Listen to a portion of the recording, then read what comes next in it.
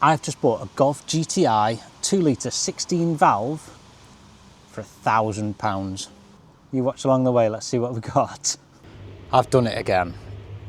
I've bought another car, sight unseen. Will I ever learn? Probably not. So this is a 2 litre 16 valve Golf GTI with the ABF engine in it. It's actually turned out to be not so bad. It came with a history folder and it was actually serviced only 200 miles ago. But I don't think it's been on the road for maybe 3 to 5 years. This is going to be my first look. It was dropped off the recovery trailer and stopped right here.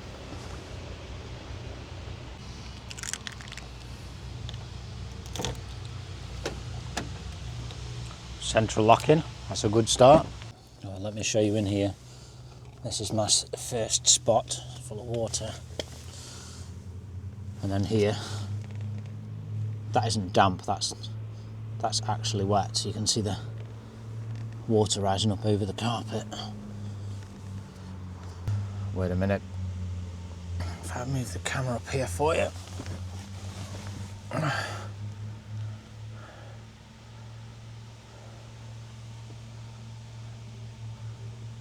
Can you see that? That is it's very dark is what it is. It's a sunroof model. The headline is totally collapsed.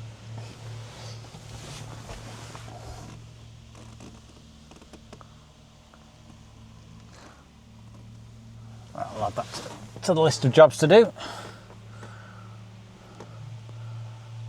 Amazing.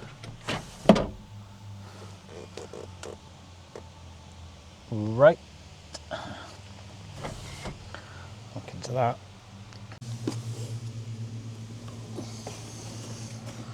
Yeah, further inspection. That's damp, but it's not as wet as it is in the front. Ooh, cobwebs. And again, we can see the headlight on it.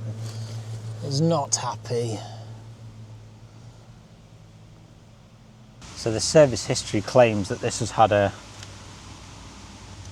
service less than 200 miles ago. Pop the bonnet and see what we've got. So like I mentioned before, this is the 2 litre 16 valve. It looks like it's had a leaking rocker. There's evidence of oil around on the edges here.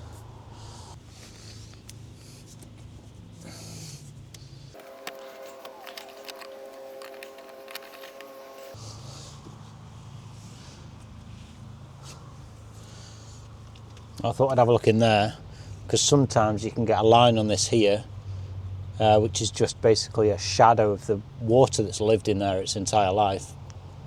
And it's not actually a true representation of how much fluid's in there, but this looks to be fine, looks to be actually full. Dipstick, original and not totally broken. So that is right on the minimum. But has got oil.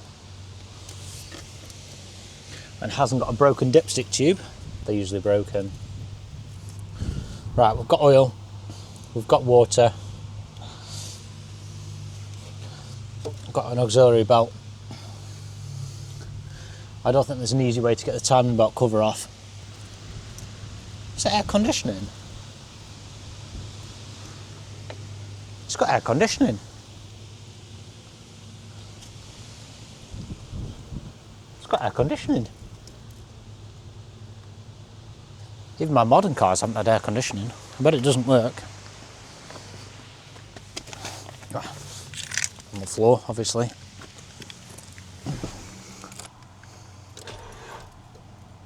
Too good to be true. I've got my battery jumper. Let's give it another go.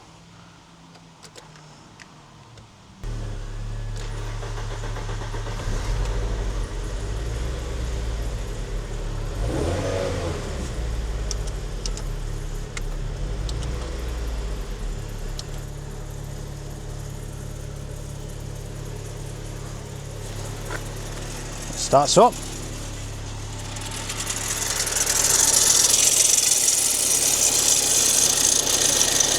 That sounds horrendous.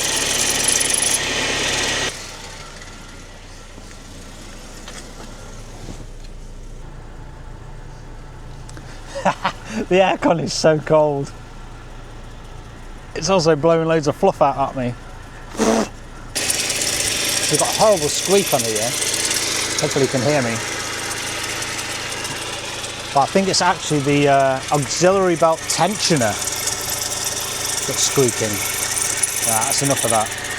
I just love to look around all cars like this and wonder what history they've got to tell us. So if you can see here, they've got evidence of a piece of tape over whatever warning light there was there. Bottom part of the steering cowls, oh that's rally, is missing. That's something I'm going to have to find, but that's dead expensive. Nice aftermarket radio. Oh, didn't notice that. That probably means it's had an alarm and a immobiliser at some point. So yeah, it's only got 113,130 miles on it, so it's not too bad. I'll turn the aircon on, and the aircon is lovely, it blows cold. I don't know if you can see inside here, all the foam has been let free. So that's all. Every time you turn the fans on, you're going to get a face full of foam. It's not ideal. And yeah, as I alluded to before, it's an aircon model, and it actually works. Let's see if we can get the sunroof to work. Ignition on.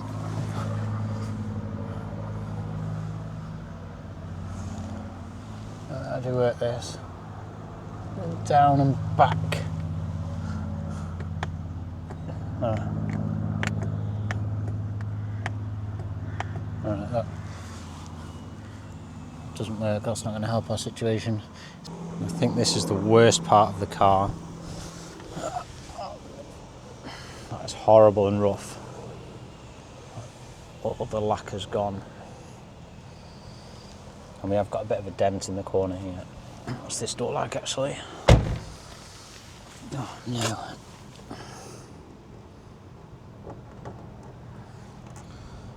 To get some polish on that, see if the dent's actually, oh that's proud there. That's such a shame. Front wing. It's actually full of leaves. You see that? It's actually full of leaves. It's disgusting. But it's only a front wing, and I think you can get repair panels to here. So I could put a new panel from there down. Oh, I tell you, seen that rubber drain. Oh, can you see that? It's just so much in there. Oh, unfortunately, it's not liquid,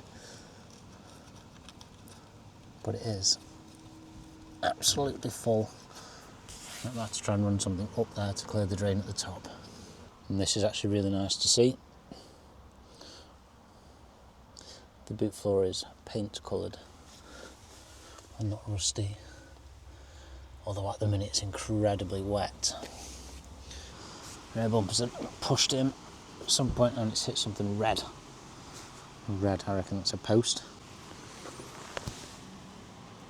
Even got a standard exhaust on it. It's quite amazing to see. Rear bumper's got a couple of paint blemishes. Not all the way around it's quite crazed. I wonder if that's something you can actually find. It's amazing to see with original wheels on as well. Although it has got 4 mismatched tyres. Oh, straight away, you see that? That's not fit for the road, it looks very low. Although it is only flat at the bottom. I just have to turn it round. Alright, I've booked a couple of hours on the 4-post lift.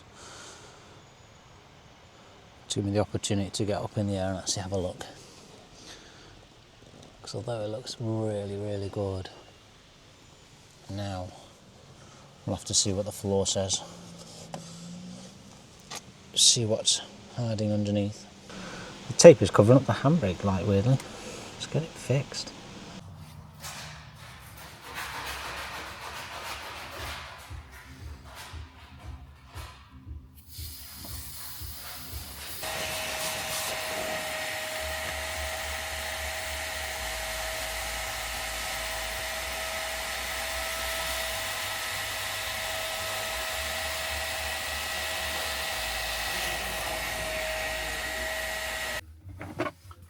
So I've just been doing a little bit of investigation into potentially why this sunroof doesn't work. So I'll put the ignition on. We've got no switches. So I've gone through the fuse box and it's on the same circuit as the wipers. But the wipers seem to work. So I was wondering, trying to break anything in here because it's all good and original.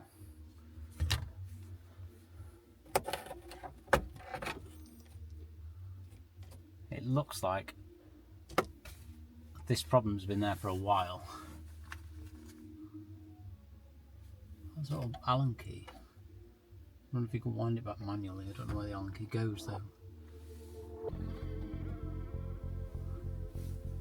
Something to look into.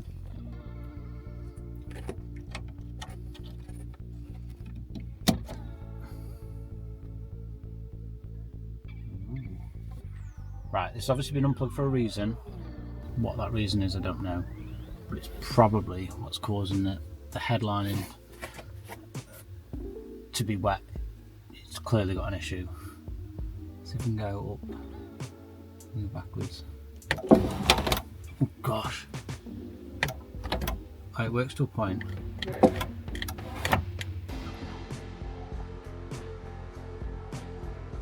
Oh gosh. Clicking. Right, so I think we're content that that is broken, and I reckon there's an issue with the track. I'll have to investigate another day.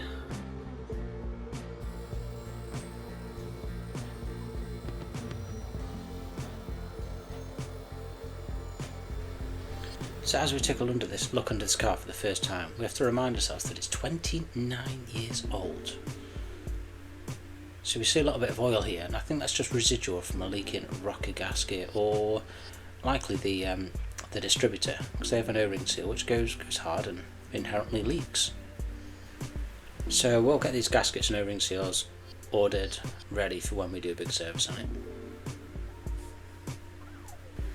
And then moving our attention to the front driver's side wheel, it's quite dirty in here and pretty hard to tell, but the boots look good.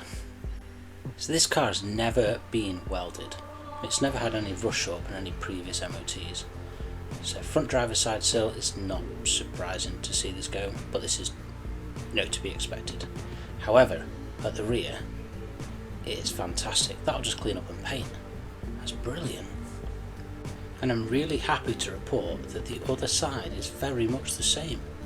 The tiny bit at the rear, and then I'm going to do a repair up front because it does need it, but all in all it's actually really solid. There was one advisory on this car actually previously, and it was these brake pipes here saying they're covered in corrosion, oil or grease, so I might have to look into that later on. Having a look at the rear wheels, and there's a lot of rusty brake dust there, so that just needs a damn good clean, and then we can investigate further. The exhaust, it looks like the original one from the car, which unfortunately the back box has massively corroded. Quick Google, around about £300. Quite pleased to see that the fuel filter was a genuine part, so it's either been well looked after or never ever replaced. You decide. Having a look at the rear pockets are actually in phenomenal condition. They're usually almost completely missing because they've rusted away.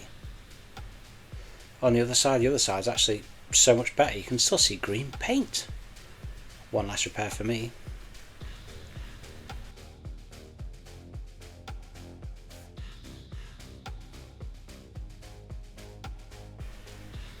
What I did notice, unfortunately, that one of the front coil springs are broken.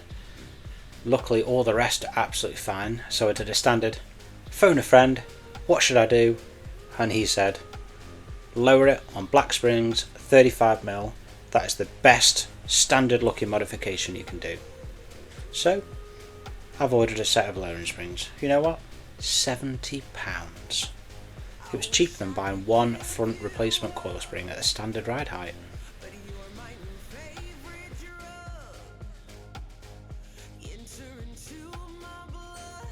A closer look at the wing.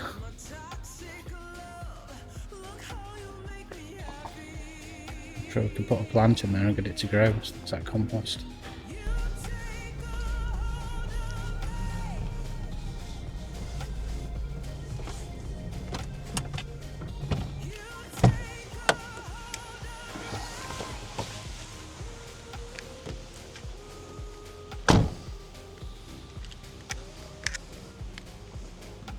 Pretty happy with that. I'm going to do a full service on it because there's no record of a cam belt ever being done. But some very good surprises with this car. The fact it's got air conditioning and actually blows cold. The fact that it's got 2 previous owners, every single MOT, and full service history up till 2 years ago for its last service shown in 2022. So 3 years ago, sorry. You know what, I think I've done pretty well with this little car. Hasn't got a name yet. If you want to give it a name, stick it down in the comments, absolutely, do that for me. And where do you think we should go with this car? I was thinking of doing the chameleon paint job on it, but I think it's actually too good for that. It just wants the paint sorting out on the passenger side where it's been run into a post or something like that, I don't know. Or all the lacquer's peeled. But the rest of it is just age related, and I think it's actually in amazing condition for a 29-year-old car. So my goal with this car is to take it to retro rides in August. So I've got roughly 2 months to get a major service done on it and sort out a couple of cosmetic bits. Really happy with this one, really happy. If you haven't already, make sure you like and subscribe, and then you can follow the progress. And to get your notifications, don't forget to ring that bell. Right, thank you all for watching. Thanks for staying this long. I'll see you in the next one.